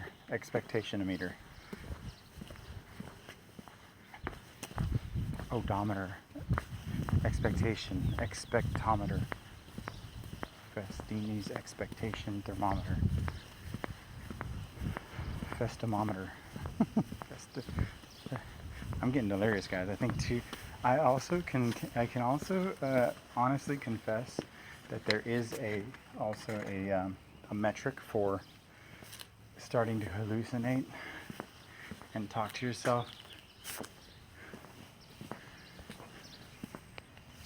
It's a do not knock.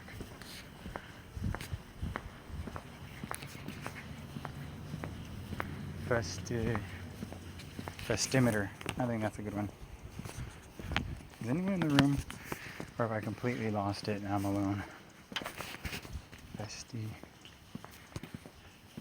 Yeah, I think festimeter is.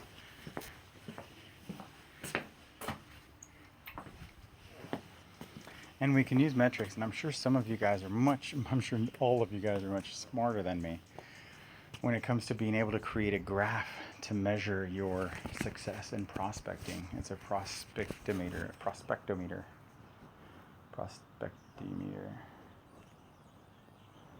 A beast mode meter. I do need to imagine, manifest, or mentally create. Hi, I'm James with Century 21. I was just wondering if you were thinking of selling your house. Thank you for your time. Have a good day.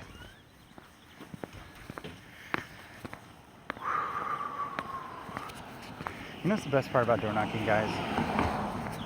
When a ridiculously gorgeous girl opens the door, it's like a treat. It is. That was nice. Yeah.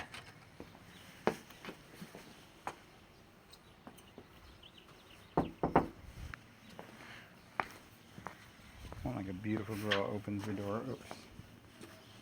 My propaganda just fell. Nothing worse than your propaganda falling in the middle of the conversation.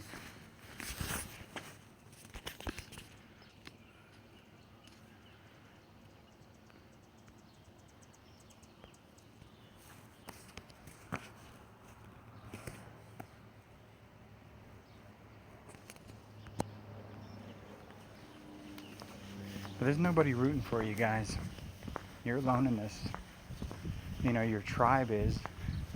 When you're in the jungle, the lions are not cheering you on. You know? And you've got to, once you realize that, you know, then you can start thinking outside the box. Start thinking. I wish I suppose I should. I these programs, what they do and how they obtain and retain your business when it comes to convincing you that they have the answer, because they have to have the answer through results, and through those results you have to be allowed to look at the recipe. You have to be allowed to check the ingredients of that success soup, and you can see right away, oh well, you know, I need a dash of probates. Well, there's not many probates there. I need a dash of single-story homes, or I don't know. I mean, I don't think I'm trying to speculate here now. I'm riffing, but there is there is something that makes this unquestionable in the sense that you can't really, like, the only way that this wouldn't work would be is if there was a. Hi, I'm James with. Is this a nursing home? Board and care? No? Okay. Yeah, I had a few signs. I'm James with Century 21. I was just wondering if you guys were thinking of selling your house. Oh no. I'm working only. Oh, okay. Bueno, gracias. Yeah, it's a board and care, and she didn't speak English. She goes, no, I just work here. It's like, okay. I saw the signs. It usually has to do with a ramp and lots of cement at the front. Oh boy, I just had a little bit of vertigo. Okay, it's time to get some water, Jaime. Don't black out here. 2 hours, 1 o'clock. If I'm close enough to my my car, I have a bottle of water there. I can grab that real quick.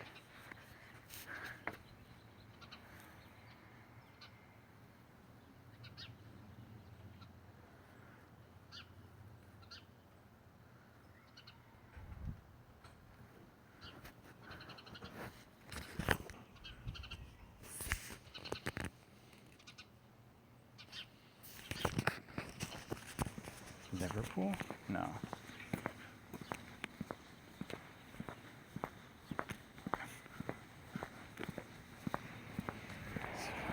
I hope I'm near my car. Otherwise, I'm going to be stuck doing one more stretch. I don't have enough. Oh, no. I got to go to my car. I'm out of propaganda. I don't have any more. Got to load up one more pouch. Probably another 50. And then I'm going to run to Costco with my wife and pick up some beef. Run home, get some beef, chicken, sour cream, cheese, guacamole. I'm being very specific, but all that money I'm spending on Chipotle, $15 a day, I know I can create that. I'm convinced that I could recreate my Chipotle diet at home. but I think the ingredients have to be like almost identical or I'm not going to believe it, you know? Which includes like the lettuce, so when I buy it I have to shred it. If I do decide to get some barbacoa, which is the pre-made shredded beef, you know, it's got to be very specific. Are you guys still, how many of you guys are still here? How many of you guys been here the whole time?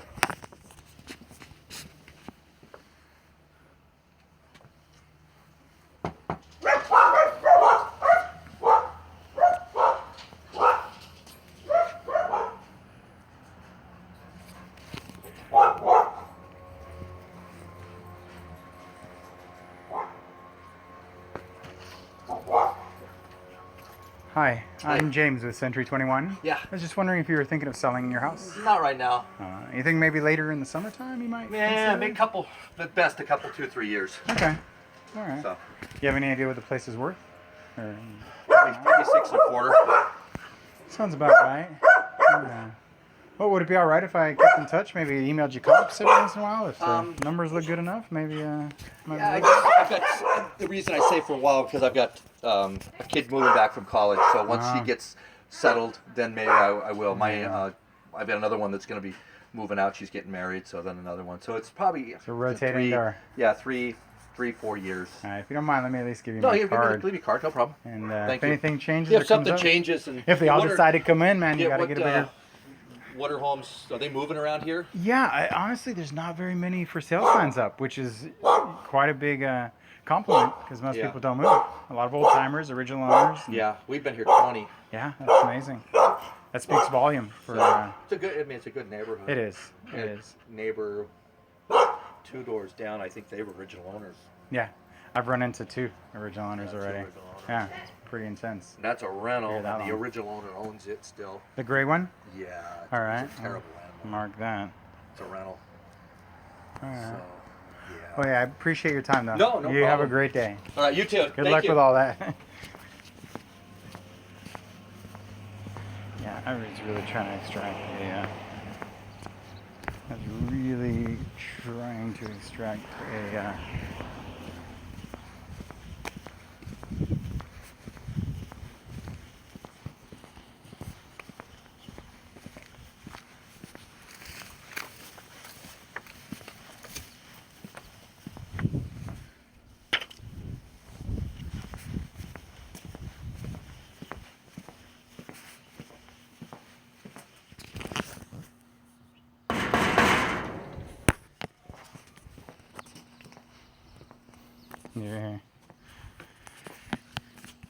Yep.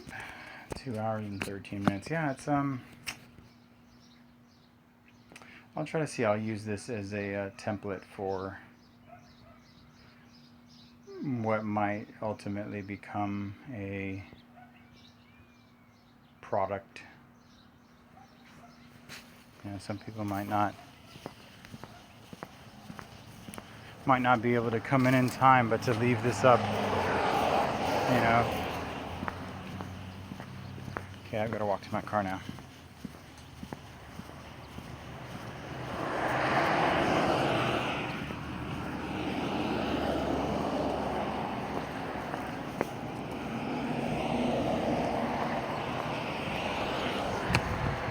Oh, I'm a little bit closer. I'm still like a quarter mile. Today though, let's see, I've already hit 99 doors. I got 99 doors. No, I bet you I've missed, oh no, there's one right there I didn't tag. For sure. No, I've got to go through a few of these rooftops and see. I have a feeling some of these were not properly identified.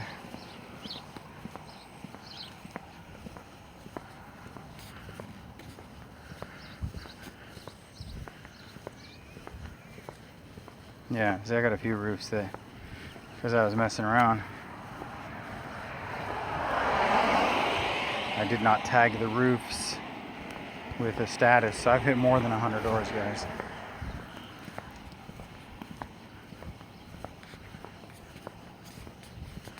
Not home. 10 doors. I missed a lot of roofs. But the only time I don't tag a roof is when they're not home, so I can safely mark them as not home. And I still probably got about 50 more doors in this part of town. It is 1:08.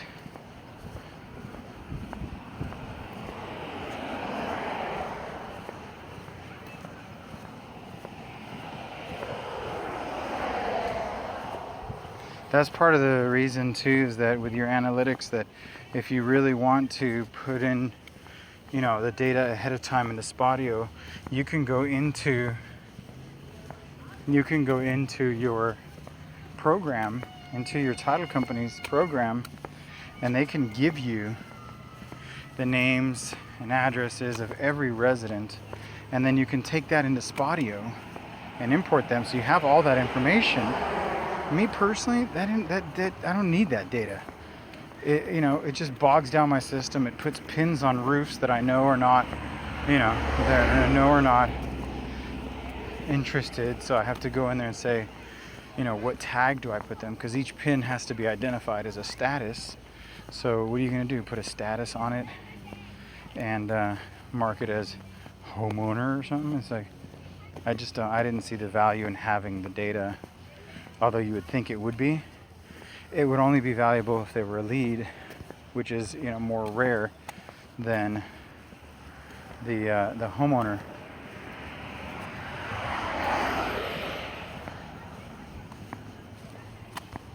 And that becomes an issue,